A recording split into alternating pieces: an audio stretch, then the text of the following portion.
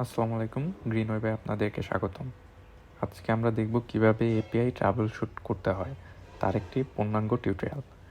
তো মেইনলি এপিআইতে যখন প্রবলেম হয় এসএমএস যায় না, তো এটা না যাবার পিছনে অনেকগুলো কারণ থাকতে পারে।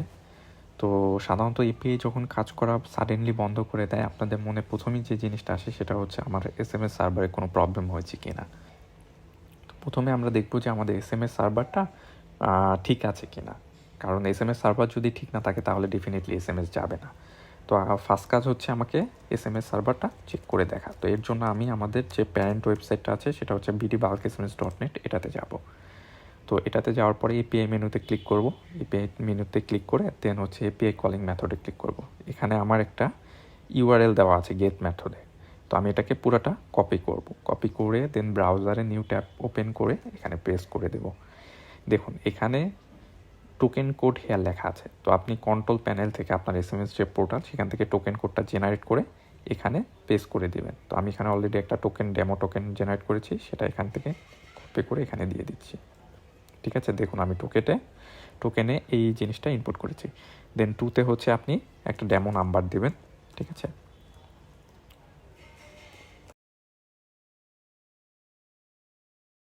ডেমো নাম্বার দিচ্ছি। আর মেসেজে এটাও রাখতে পারেন অথবা শুধু টেস্টও লিখে দিতে পারেন। তো এখন এরপরে কাজ হবে আপনার ইন্টারপ্রেস করা। ইন্টারপ্রেস করলে দেখবেন যে ওকে এসএমএস সেন্ড সাকসেসফুলি, তো নাম্বারটা শো করছে। এর মানে হচ্ছে আপনার এসএমএসটা প্রপারলি গিয়েছে এবং আমাদের যে এসএমএস সার্ভার আছে এটা সম্পূর্ণ আপ অ্যান্ড রানিং আছে। অর্থাৎ আপনার অ্যাকাউন্ট, এসএমএস সার্ভার, সিস্টেম সব কিছু ঠিক আছে। তাহলে প্রবলেমটা আপনার এন্ডে। যদি এখানে ব্রাউজারে আপনি এটা ইনপুট করার পরে এখানে যদি এরর আসে, তাহলে আপনি বুঝতে পারবেন যে এখানে আমাদের সিস্টেমে প্রবলেম আছে। এখন এখানে কিছু এরর আসতে পারে, যেমন আপনি যদি ইনভ্যালিড নাম্বার দেন, সেক্ষেত্রে দেখুন একটা ডিজিট আমি কেটে দিয়ে দেন ইনপুট করছি, ইনভ্যালিড নাম্বার শো করছে, কারণ এখানে নাম্বারটা ইনভ্যালিড। ঠিক আছে, 10 ডিজিট। আবার আপনি যদি টোকেনটা ভুল দেন সেক্ষেত্রে ভুল টোকেন দেখাবে। যেমন ধরুন আমি এখানে টোকেনটার লাস্টে এক্স অ্যাড করে দিচ্ছি। ঠিক আছে, দেখুন ইনভ্যালিড টোকেন দেখাচ্ছে। তো এরকম যদি এরর আসে সেটা তো আপনি দেখলেই বুঝতে পারছেন যে ইনভ্যালিড টোকেন আসছে, তার মানে আপনার টোকেনটা কারেক্ট করতে হবে, কিংবা নাম্বার ভুল আসছে, নাম্বারটা কারেক্ট করতে হবে। ঠিক আছে, আর যদি দেখেন যে কোনো এরর আসছে না, প্রপারলি যাচ্ছে, তার মানে আপনার অ্যাকাউন্টও ঠিক আছে, এসএমএস সার্ভারও ঠিক আছে। এখন আপনাকে আপনার সিস্টেমে গিয়ে ডিবাগ করতে হবে।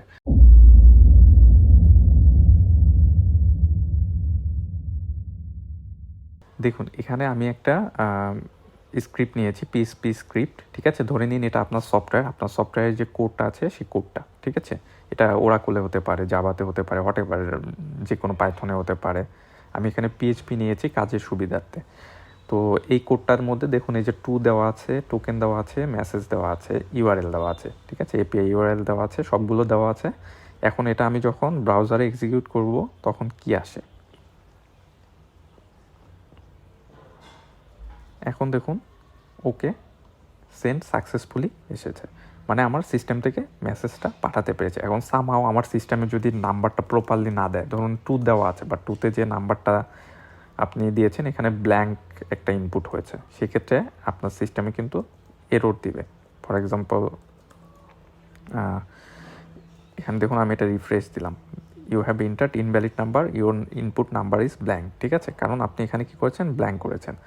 তো অনেক সময় দেখা যায় আমরা ডেটাবেস থেকে স্ট্রিং বা ভ্যারিয়েবলের মাধ্যমে নাম্বারটা নিয়ে এখানে পাস করে দিই। তো ওই ডেটাবেস থেকে নাম্বারটা প্রপারলি আসে না, দ্যাটস এটা ব্ল্যাঙ্ক থাকে।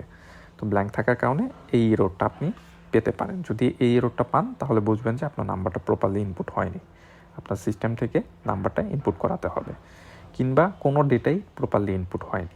ঠিক আছে,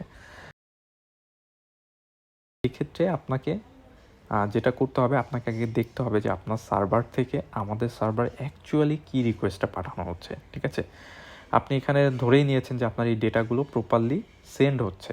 অনেক সময় সেন্ড নাও হতে পারে, যেমন আপনার সার্ভারে ফায়ারওয়ালে ব্লক করতে পারে, কিংবা আপনার সার্ভারে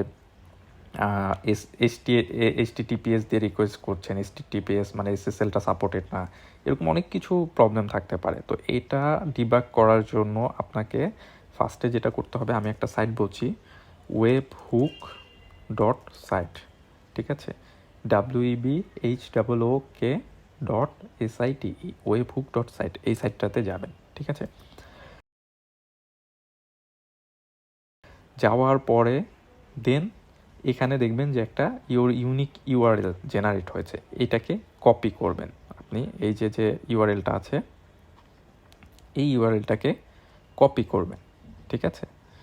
দেন আপনার সিস্টেমে আপনার যে সফটওয়্যার আছে সেখানে যেখানে আমাদের SMS এর কোডটা আছে, এরকম একটা কোড তো ডেফিনেটলি থাকবে, ঠিক আছে। সেখানে এরকম একটা ইউআরএল থাকবে। এই ইউআরএলটা দেখুন HTTP থেকে শুরু করে API.php এই পার্টটুকু আপনি রিপ্লেস করে এই যে এখানে যে ইউআরএলটা আপনি জেনারেট করেছিলেন সেটা এখানে দিয়ে দিবেন, ঠিক আছে।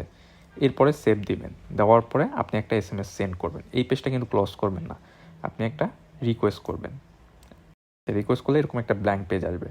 এখন আপনি এই সাইটটাতে এই ট্যাবটাতে চলে যাবেন webhook.site, দেখুন এখানে একটা রিকোয়েস্ট এসেছে, এটার উপরে ক্লিক করবেন। করলে দেখতে পাবেন যে এখানে ফ্রম ভ্যালুসে 2তে নাম্বার দেখাচ্ছে, মেসেজটা দেখাচ্ছে, টোকেন দেখাচ্ছে, র কন্টেন্টে এরকম দেখাচ্ছে।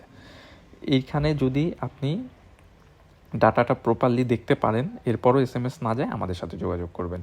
আর যদি এখানে এমটি আসে তাহলে বুঝতে হবে যে আপনার সার্ভারে প্রপারলি ডাটা পাঠাচ্ছে না। ফর এক্সাম্পল আমি এই ভ্যালুগুলো কেটে দিচ্ছি, দেখুন, দেন একটা রিকোয়েস্ট পাঠাচ্ছি।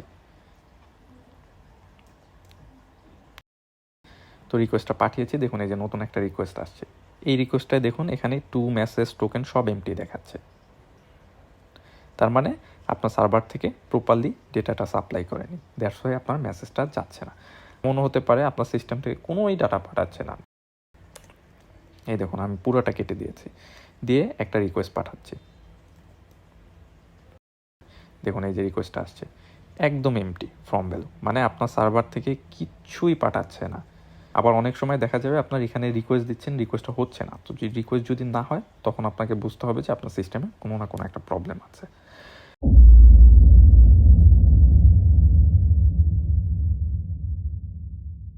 আপনি যদি ভালো হোস্টিং কোম্পানি ইউজ করেন সেগুলোতে ভালো ডিএনএস সার্ভার দেওয়া থাকে, নেম সার্ভার দেওয়া থাকে, তো সেক্ষেত্রে ইস্যু হয় না। কিন্তু আপনি যদি লোকাল হোস্ট থেকে SMS পাঠান কিংবা লোকাল ইন্টারনেট কোম্পানি যেমন ISP লাইন ইউজ করেন, সেক্ষেত্রে বাংলাদেশি যে কোনো হোস্টিং কোম্পানি কিংবা যে কোনো নেট ইউজ করেন, সেক্ষেত্রে মাঝে মধ্যে নেম সার্ভারের প্রবলেম হতে পারে। কারণ বাংলাদেশে নেম সার্ভার হচ্ছে লোকাল নেম সার্ভারগুলো ইউজ করা হয়, ঠিক আছে, একটা IP নাম্বার ইউজ করা হয়, তারা ইন্টারন্যাশনালটা ইউজ করে না। তো যে কারণে প্রবলেমটা হয়, আপনার কাজ হবে ইন্টারন্যাশনালটা করে দেওয়া,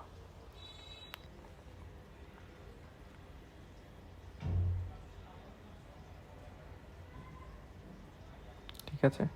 তো আমি এখানে একটা ইনভ্যালিড DNS সার্ভার দিচ্ছি, অ্যাড্রেস দিচ্ছি।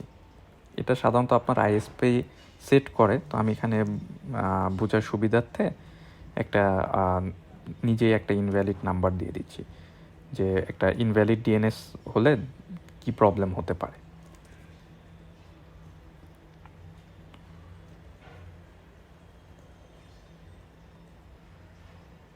ঠিক আছে, তো আমি এখানে একটা ইনভ্যালিড DNS সার্ভার দিয়েছি।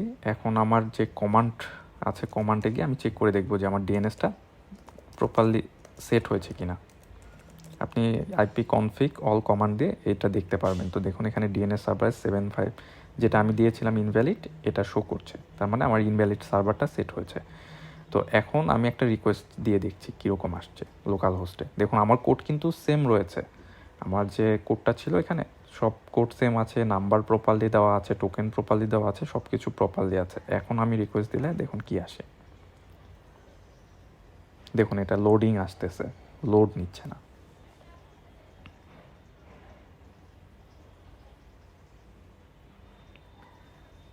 দেখুন could not resolve host API.greenweb.pd, ঠিক আছে। যখনই আপনার নেম সার্ভারে প্রবলেম হবে, ঠিক আছে, আপনার DNS সার্ভার নেম সার্ভারে প্রবলেম হবে, তখন আপনার এই কুড নট রিসলভ হোস্ট এই এররটা আসবে। এটা থেকে বাঁচার ওয়ে হচ্ছে আপনার DNS সার্ভারটা চেঞ্জ করে ফেলা, ঠিক আছে। তো DNS সার্ভারটা চেঞ্জ করে আপনি ভালো একটা DNS সার্ভার দিতে পারেন, যেমন ক্লাউডফ্লেয়ারের DNS আছে কিংবা গুগলের DNS আছে। তো এখানে আপনি জাস্ট সিম্পলি গুগলের বা ক্লাউডফ্লেয়ারের, যেমন আমি ক্লাউডফ্লেয়ারটা পছন্দ করি, দ্যাটস ওয়াই ক্লাউডফ্লেয়ারটা দিচ্ছি। আমার ISPর সাথে ক্লাউডফ্লেয়ারের পেয়ারিং করা আছে। তো যে কারণে এটা ল্যাটেন্সিটা কম পাওয়া যায়। সো আমি ক্লাউডফ্লেয়ারে ডিএনএসটা এখানে দিয়ে নিচ্ছি, ঠিক আছে। এটা ক্লাউডফ্লেয়ারে ডিএনএস, চাইলে 8888 যেটা আছে গুগলে সেটাও আপনি ইউজ করতে পারেন, কিংবা আপনার আইএসপি থেকে বা রাউটারে যেটা সেট আপ করা আছে সেটাও আপনি ইউজ করতে পারেন, ঠিক আছে। এখন দেখুন pconfig স্পেস অল, আমার ডিএনএসটা কি চেঞ্জ হচ্ছে? না, আমার ডিএনএসটা এখনও চেঞ্জ হয়নি। এর মানে হচ্ছে আমাকে নেটটা ডিসকানেক্ট করে আবার কানেক্ট করতে হবে, তাহলে আমার ডিএনএসটা কানেক্ট হবে।